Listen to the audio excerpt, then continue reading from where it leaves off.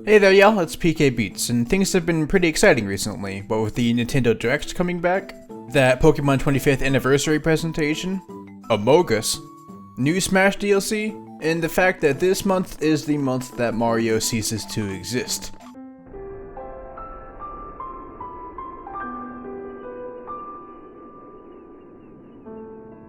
But you know what's even more exciting? Random facts. Like how moves that deal damage but don't do knockback will essentially just cancel someone's voice lines. Talk.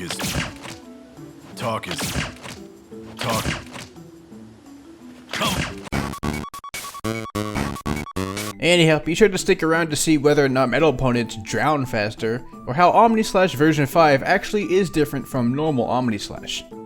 But before that, be sure you subscribe to the channel real quick before you forget, especially if you enjoy the content. It really helps out. And hit that like button, and all that. Mandatory YouTuber jargon aside. In my last video, I mentioned how the Link's shields would not block boomerang-esque projectiles on their return.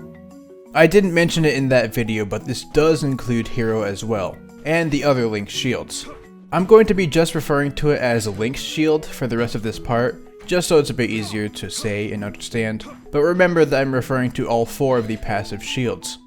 I've seen some theories in the comments about why this may be happening, but I have 2 that I want to bring up. The first is from Ugu, who's basically stating that the directional value is what determines whether or not a projectile can be blocked.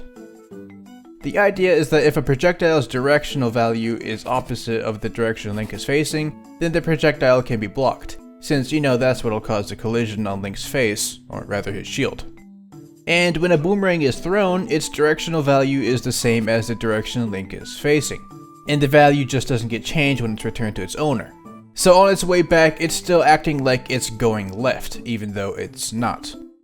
And a projectile going left when Link is also facing left would obviously hit his rear end, not his shield. So basically the idea is that the shield would only be coded to block projectiles whose directional value is opposite the direction Link is facing, since realistically that's the only way a projectile would actually come into contact with the shield. The other theory I've seen actually translates into a fact by Skully on my Discord. Basically in this fact, it goes off the idea that Link's shield will block Steve's TNT, just in case you didn't really grasp how bonkers the shield block is. This is also the case if you hit the TNT with your sword and wait for it to automatically blow up. However, if you plant the TNT while facing the same direction as Link, that is, with your back turned to him, even though it's still in the same place as before, the shield will no longer be able to block it. And yes, I tested this several times just to make sure it wasn't a spacing issue or anything like that. If the TNT is placed while facing Link, he blocks it. If it's placed while he's looking in the same direction as Link, he no longer blocks it. Clearly some parallels with the boomerang fact, right? This makes me think that Ugu is correct here. And of course, it depends on whichever direction Link is facing during the hit, not when the TNT is placed. So I'm facing the same direction as Link here when placing the TNT, but if he turns around before it goes off, he shields it. Because now his direction is opposite of the direction I was facing when placing it. The opposite being true, of course, with Steve facing away from Link's back. I can't exactly use this turning around idea of the boomerang to block it on its return though, because you'll never really be able to block it in the scenario without the boomerang hitting your back hurt box first. I even tried it with spot dodging a ton, and I just don't think the timing would ever happen. Some moves seem to work differently though, like PK Freeze. Here, the move doesn't seem to care whether you're facing the same or opposite direction as Link. What matters is which half of Link's hurt box you're on. If you're on the same half as the shield, then it'll block PK Freeze. But if you're on the half of Link that doesn't have his shield, even if you perfectly space the projectile as you did before, it won't be blocked. And trust me, I tried a ton of times. Link's shield never blocked PK Freeze from here. I have noticed that there are some spacings with this move that won't be blockable here, but I think this is just a quirk with the move itself, not the shield mechanic. I tried it out with PK Flash as well, and the same logic seems to be applied here. Though I never found a hitbox that was unblockable even on this side, which is why I believe PK Freezes was just a weird quirk with this move. At first, I thought it might just be because these moves can generally be freely controlled by the user, but when I then tested PK Thunder, another projectile that can be freely controlled, the logic that was applied wasn't based on which half of Link you were on, but which direction you were facing, just as the boomerangs and such were. So it seems the game either looks to see which half of Link you're on, or which direction you're facing. It's weird. So yeah, now you know the specifics of a mechanic that rarely ever actually comes into play, considering how often these characters throw out projectiles and other moves, and how shielding in general is just more consistent and safe than this, meaning the only time you're really going to consistently see this mechanic come up is as a nuisance in training mode when you're trying to practice item tech. Alright, enough about shields, let's get on to the good stuff. Today's title prompt is brought to you by Byte_5, who simply asks if being metal makes you sink faster in water. We can actually kinda answer this without even having to test it. That is, if we take Pichu, the lightest character in the game, and Bowser, the heaviest, and time it right, we can see that these two drown at the same time. You see, drowning isn't determined by weight, but rather by the character's percent. It goes up at a rate of about 1 less second per 24%. Meaning at about 100% you'll go into the panicked animation the moment you start swimming. And the time it takes stops changing after this, so you don't instantly drown at 999%. The only real effect of weight is how long you stay submerged underwater when hopping in. See, in this time of being underwater, the timer that determines when you drown isn't playing. And if we finally test with the metal box, we can see that obviously the drown timer isn't different, but Pichu sinks pretty far down before resurfacing and allowing the drown timer to start. So the metal box technically makes you drown slower, but not really, you know. Also, characters didn't seem to drown quicker if they were hydrophobic like Sonic here is. He's taking gradual damage, but even this seems to have virtually no effect on the drown rate. Also, really weird fact to mention, but I found that momentum is pretty weird in water, at least on the pirate ship stage. If Pikachu uses quick attack to go directly downwards and then goes to the left, they go crazy far. It's enough to easily make them go from one half of the ship to the other. Pichu's up special sends them further down, which just causes them to get KO'd. So you have to jump very briefly before inputting it, which makes it less consistent, but it still works. So, yeah, there's some movement tech if you need it. Whatever, speaking of movement facts. Tinksy gives me an incredibly niche but very interesting fact regarding Lucas and Ivysaur's tether recoveries. That is, normally when a character is slowed down by, say, the timer, and they recover with their tether, they stay slowed down, obviously, right? This can have two effects, it seems. Either their momentum will slow down and thus they won't swing at the bottom, which happens with Young Link, Toon Link, Simon, Rector, Joker, Byleth, and Min Min.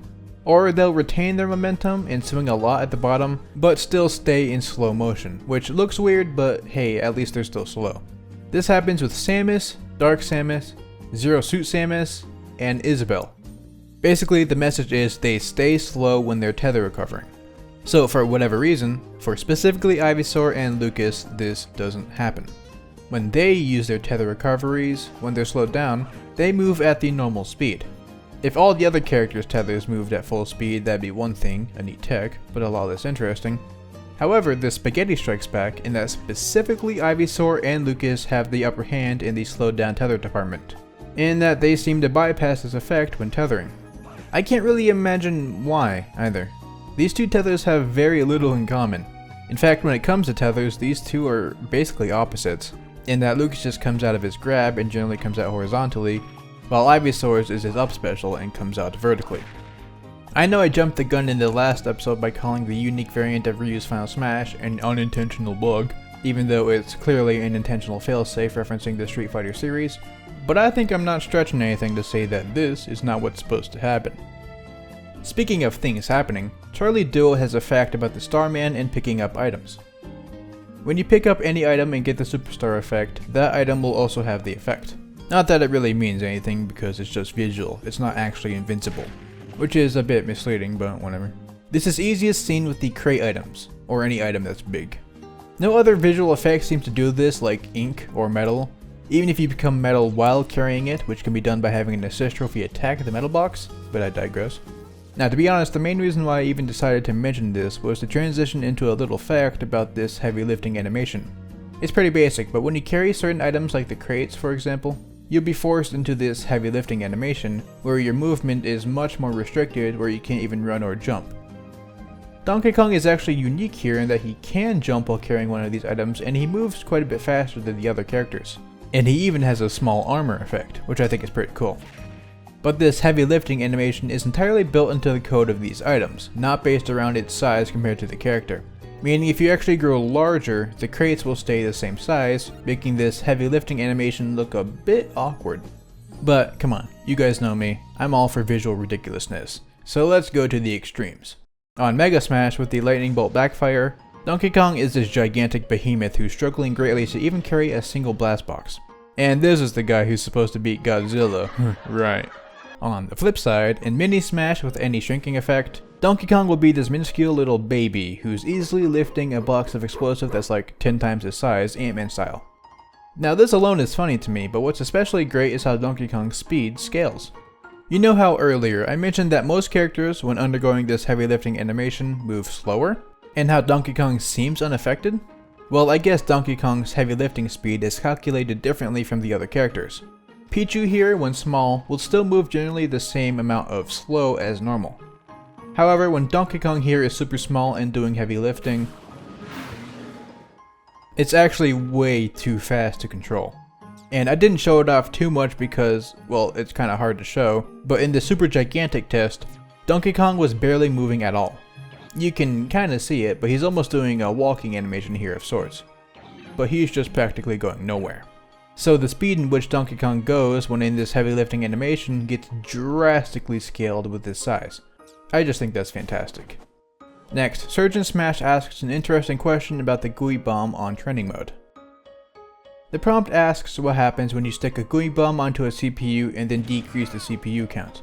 Since when the CPU gets removed in this manner, they'll basically just disappear. Change the world. My final message. Goodbye.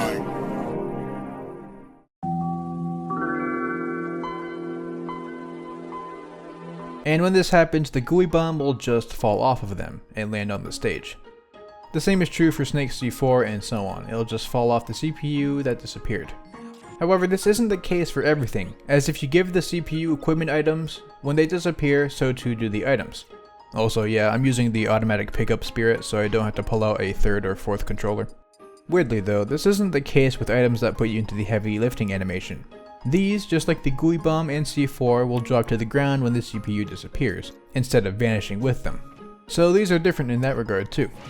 Speaking of being different, the last fact for today is from Alex Parpata, regarding the difference between Omnislash and Omnislash version 5. When this different variant of Omnislash was first announced, people were wondering what it was going to be like, until Sakurai confirmed that it wouldn't be different from the normal version. And on testing, we did see that its damage dealt and timing were identical. And another aspect that also seems consistent that I didn't really touch up on is the direction the move sends. And this seems to be mostly determined by which half of the stage you're on when activating it. If you're on the left half of the stage, the opponent will go to the right, and if you're on the right half, they'll go to the left. It was kind of inconsistent on some parts of different stages, but this seems to be the general idea. But there is a pretty real difference between these two. Notice the large explosion that happens at the very end of the final smash. It's kinda big, so it's bound to get others caught up in the nonsense. The thing is though, the knockback direction is kinda weird here. See, with the normal Omnislash, those caught in the explosion will be sent mostly vertically, but the direction they go will be determined by where they're hit. That is, if they get hit by the left half of the explosion, they'll get sent to the left, and if they get hit by the right half, they'll go to the right. You know, it just makes sense, that's just how things work. But with Omnislash version 5, the opponent will always be launched whichever direction Cloud was facing, and therefore always the same direction as the character caught in the final smash, regardless of which half of the explosion radius they were near. It seems like a really niche and specific difference between these two final smashes, but I did test a lot just to make sure, and this difference was consistent. I'm not sure if this would have that much of an effect on the moves, but still, it's a mechanical difference nonetheless. So be sure to tell all of your friends that Sakurai lied. And you heard it here first from PK Beats. Subscribe now. Anyhow, that'll be it for today. I'd like to thank my patrons Felipe and Morla, Burbo, Raighne, Parade Dino, Dane Play, Feurolant, Skully, Aman Shareef, Keckothedragon, Meep, Skim Milk, Skye, soobledoo, and Stan LOONA. If you're watching this in present time, you'll know that tomorrow morning there's going to be a presentation for the new Smash DLC, Pyra and Mythra. I don't think I'm going to be streaming it or anything since it's early and I wouldn't really have anything to add to it, but I'll definitely be watching it and preparing my next video around it. Still not sure when they're going to release it, but basically check my community tabs and I'll make a post asking for questions regarding them after that presentation. You know, the usual DLC coverage stuff. So if you want to see a bunch of random facts about the brand new DLC character, be sure to subscribe to the channel. I'd like to get a video out focusing on these characters very soon after they release, whenever that'll be. Anywho, stay motivated, stay casual, and I'll see y'all later.